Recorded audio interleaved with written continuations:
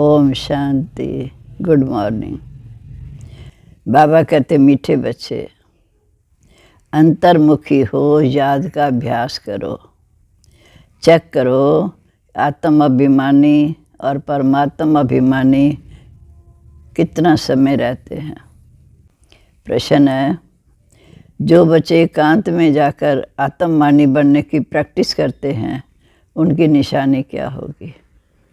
जो बच्चे एकांत में जाकर आत्म अभिमानी बनने की प्रैक्टिस करते हैं उनकी निशानी क्या होगी? उनके मुख से कभी उल्टा सुल्टा बोल नहीं निकलेगा। दूसरा, भाई भाई का आपस में लव रहेगा, सदा खीर खंड होकर रहेंगे। तीसरा, उनको धारणा बहुत अच्छी होगी, उनसे कोई विकर्म भी नहीं होगा। चौथा, उनकी दृष्टि बहुत मीठी होगी, कभी देह अभिमान नहीं आएगा। पांचवा, वह कोई को दुख भी नहीं देंगे। ओम शांति। रूहानी बच्चों प्रति सिरो रूह कहेंगे तो फिर जी निकल जाता है, इसलिए रूहानी बच्चों प्रति रूहानी बाप समझाते हैं अपने को आत्मा समझना है। हम आत्माओं को बाप से ये नॉलेज मिलती है। बच्चों को देही अभिमानी हो रहना है। बाप आए हैं बच्चों को पावन बनाकर साथ ले जाने के लिए। भर सज्जू में तुम आत्ममानी बनते हो, परंतु वहाँ परमात्मा अभिमानी नहीं, क्योंकि वहाँ परमात्मा की याद नहीं। जहाँ तुम आत्म अभिमानी भी बनते हो, परमात्मा अभिमानी भी बनते हो। परमात्मा अभिमानी अर्थात हम बाप की संतान हैं। यहाँ और वहाँ में बहुत फर्क है, क्योंकि सज्जु में तो प्रारब्ध है और यहाँ हम आत्ममानी और परमात्मानी बनते हैं। यहाँ है पढ़ाई, वहाँ पढ़ने की बात ही नहीं। सज्जु में तो पढ़ने की बात ही नहीं, वहाँ हर एक अपने को आत्मा समझता है। और बाबा हमको पढ़ाते हैं, इस निश्चय में रहकर सुनेंगे तो धारणा बहुत अच्छी होगी। आत्म अभिमानी बनने की मंजिल बहुत ऊंची है, सुनने में बहुत सहज लगता है। बच्चों को यही अनुभव सुनाना है कि हम कैसे अपने को आत्मा समझ, दूसरे को आत्मा समझ बात करते हैं। वो भी आत्मा मस्तक के बीच ज्योति बिंदु, मैं भी आत्मा ज्योति बिंदु। अपने को आत्मा समझ, दूसरे को भी आत्मा समझ बात करते हैं। बाप कहते हैं, मैं बालिश शरीर में हूँ, परंतु मेरी ये असल की प्रैक्टिस है आत्ममानी की, तो मैं बच्चों को भी आत्मा ही समझता हूँ, आत्मा को पढ़ाता हूँ। भक्ति मार्ग में भी आत्मा ही पाठ बजाती आई है। पाठ बजाते बजाते आत्मा पतित बनी है, अब फिर आत्मा को पवित्र बनना है। सो जब तक बाप को परमात्मा समझकर याद नहीं करेंगे तो पवित्र कैसे बनेंगे, विकर्म विनाश कैसे होंगे? इस पर बच्चों को बहुत अंतर्मुखी हो याद का अभ्यास करना है। नॉलेज तो सहज है, बाकी ये निश्चय पक्का रहे कि हम आत्मा पढ़ती हैं, बाबा हमको पढ़ाते हैं। बाकी ये निश्चय पक्का रहे कि हम आत्मा पढ़ती हैं, बाबा हमें पढ़ाते हैं, और कोई विकर्म भी नहीं होगा, धारणा भी अच्छी होगी।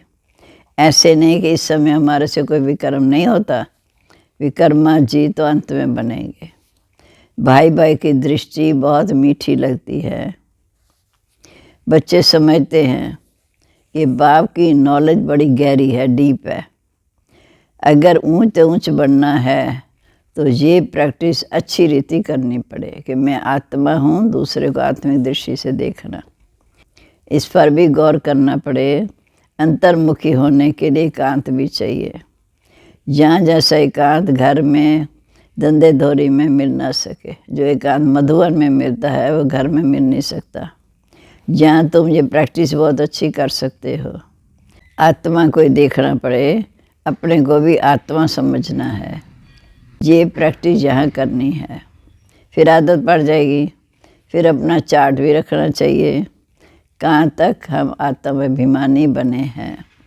फिर अपना चार्ट भी रखना चाहिए, कहाँ तक हम आत्मानी बने हैं। आत्मा को ही ज्ञान सुनाते हैं, उनसे ही बातचीत करते हैं। ये प्रैक्टिस बहुत अच्छी चाहिए। बच्चे समझते होंगे ये बात तो ठीक है, देह अभिमान निकल जाए और हम आत्मानी बन जाएं। धारणा करते और कराते रहें। कोशिश कर अपने को आत्मा समझ बाप को याद करना। ये चार्ट बड़ा डीप है। बड़े बड़े महारथी भी समझते होंगे। बाबा जो दिन प्रतिदिन सब्जेक्ट देते हैं उस पर विचार सागर मंथन करने के लिए, ये तो बहुत बड़ी पॉइंट्स है। मंथन करने के लिए बुद्धि खुलेगी।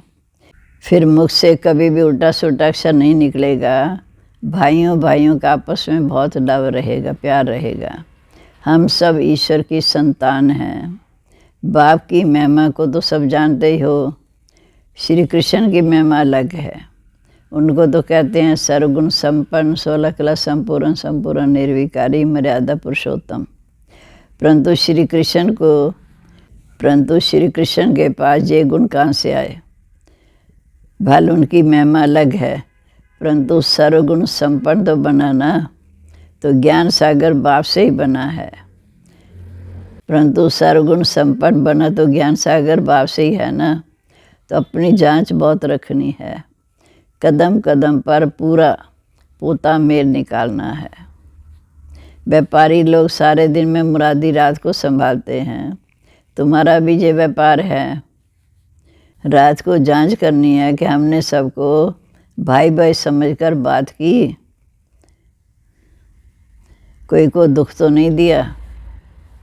क्योंकि तुम जानते हो हम सब भाई क्षीर सागर की तरफ जा रहे हैं, अर्थात सतयुग में जा रहे हैं।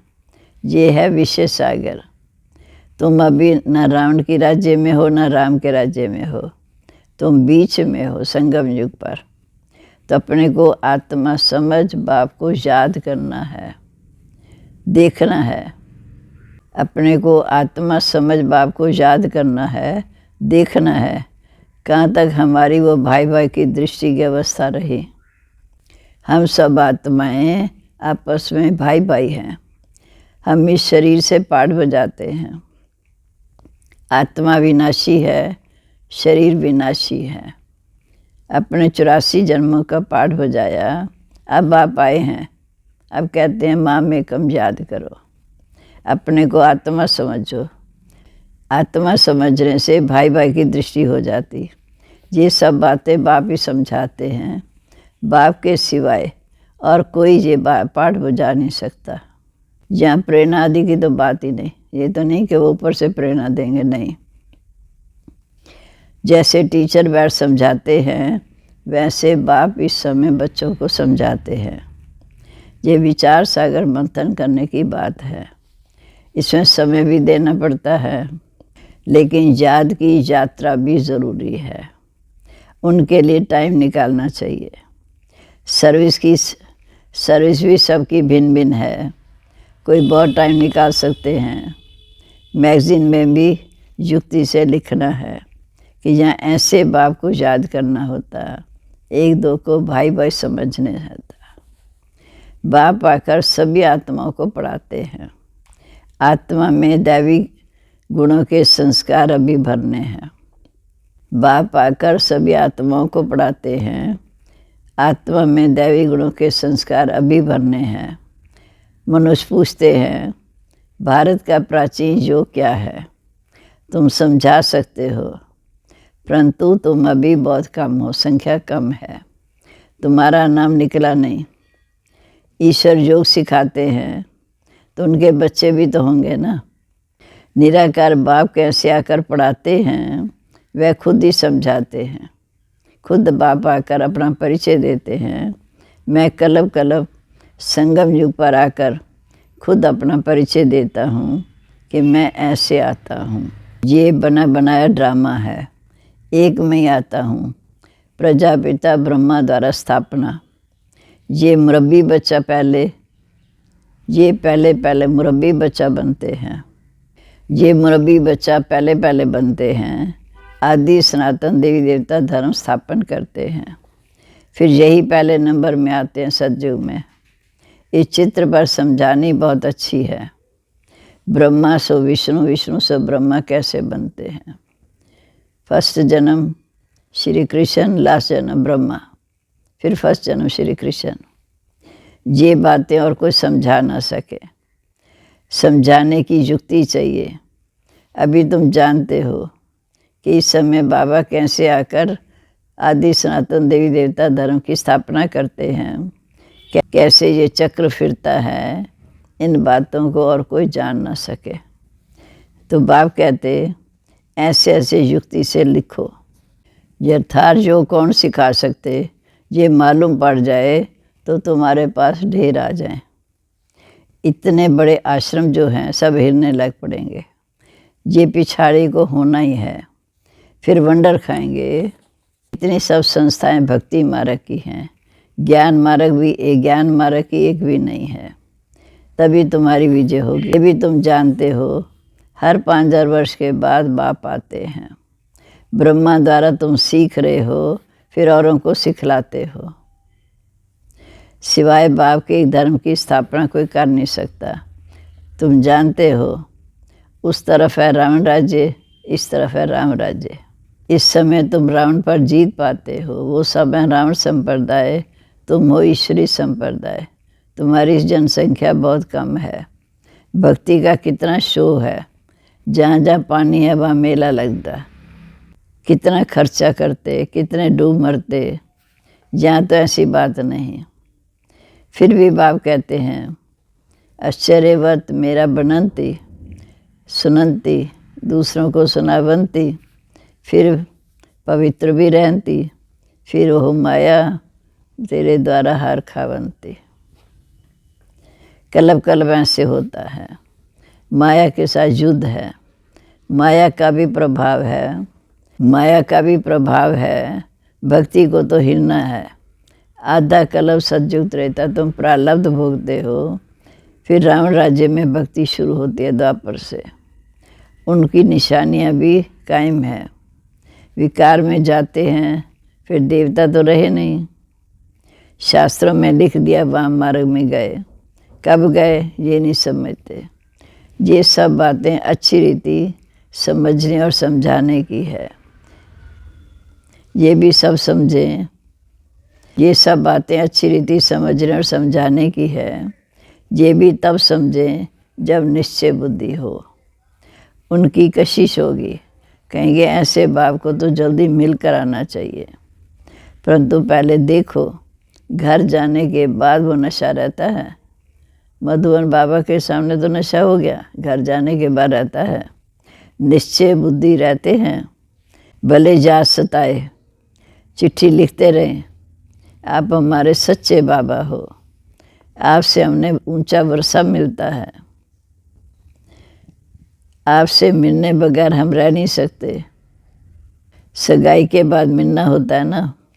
तुम जानते हो हमारा बेहद का बाप भी है, टीचर भी है। तुम जानते हो हमारा बेहद का बाप टीचर, साजन आदि सब कुछ है, और उससे ही सुख मिलता है।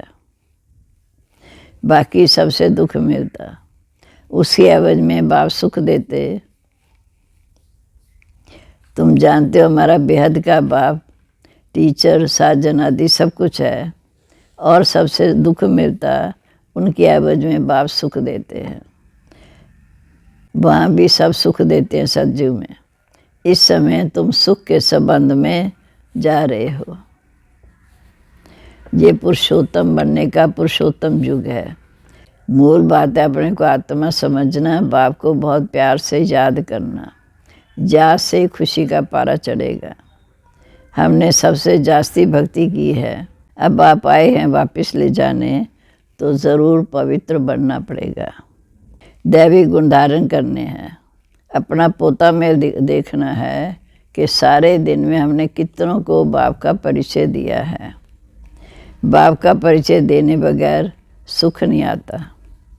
तड़फन लग जाती है। जग में बहुत विघ्न भी पड़ते हैं, मारें खाती हैं, और कोई सत्संग में नहीं जहाँ पवित्रता की बात हो। जहाँ तुम पवित्र बनते हो, फिर असुर विघन डालते हैं। बाप, यहाँ तुम पवित्र बनते हो, पावन बनकर घर जाना है, संस्कार आत्मा ले जाती है। कहते हैं युद्ध के मैदान में मरेंगे तो स्वर्ग में आएंगे, इसलिए खुशी से लड़ाई के मैदान में जाते हैं। तुम्हारे पास कमांडर, मेजर, सिपाही सब आते हैं, स्वर्ग में कैसे जाएंगे? लड़ाई के मैदान में मित्र संबंधी याद आते, लेकिन बाप समझाते सबको वापस जाना है। अपने को आत्मा समझो, भाई भाई समझो, एक बाप को याद करो। फिर जो जितना पुरुषार्थ करेंगे उतना ऊंच पद पाएंगे। तो लोग कहते हैं भाई भाई हैं, हिंदू मुस्लिम भाई भाई, परंतु उसका अर्थ नहीं समझते, बाप को जानते ही नहीं। फिर लोग समझते हैं हम निष्काम सेवा करते हैं, हमको फल की इच्छा नहीं, परंतु बाप कहते फल तो ज़रूर मिलना ही है। निष्काम सेवा तो एक बाप ही करते हैं। बच्चे जानते हैं कि बाप की कितनी गिलानी की है, देवताओं की भी गिलानी की है, देवताओं की भी गिलानी की है। अब देवताएं किसी की हिंसा तो कर नहीं सकते, यहाँ तो तुम डबल अहिंसक बनते हो। न काम कटारी चलाना, न क्रोध करना। क्रोध भी बड़ा विकार है। कहते हैं बच्चों पर क्रोध किया, बाबा समझाते हैं कि बच्चों को थप्पड़ आदि कभी नहीं मारना, ये भी भाई है, उनकी भी आत्मा है। आत्मा कभी छोटी बड़ी नहीं होती। ये बच्चा नहीं, परंतु तुम्हारा छोटा भाई है। आत्मा समझना है, छोटे भाई को कभी मारना नहीं चाहिए। इसलिए श्री कृष्ण के लिए दिखाते हैं ओखरी से बांधा, वास्तव में ऐसी बात है नहीं। ये भिन्न भिन्न शिक्षाएं हैं। बाकी श्री कृष्ण को क्या परवाह पड़ी है माखन की, ये महिमा ही करते हैं पर उल्टी चोरी की। तुम महिमा करेंगे सुलटी, तुम कहेंगे कि श्री कृष्ण सर्वगुण संपन्न, 16 कला संपूर्ण, संपूर्ण निर्विकारी, परंतु ये गिलाने की भी ड्रामा में नोंद है। अभी सब तमो प्रधान बन पड़े हैं, बाप आकर सतो प्रधान बनाते हैं। पढ़ाने वाला बेहद का बाप, उनकी मत पर चलना पड़े। डिफ़िकल्ट से डिफ़िकल्ट सब्जेक्ट ये है, डिफ़िकल्ट से डिफ़िकल्ट सब्जेक्ट ये है, अपने को आत्मा समझना, दूसरे को आत्मा भाई समझना। पद भी तुम कितना ऊंच पाते हो, अगर सहज हो तो सब इस इम्तिहान में लग जाएं। देह अभिमान आने से भी कर्म बनते हैं, इसलिए बाप को याद करने से तुम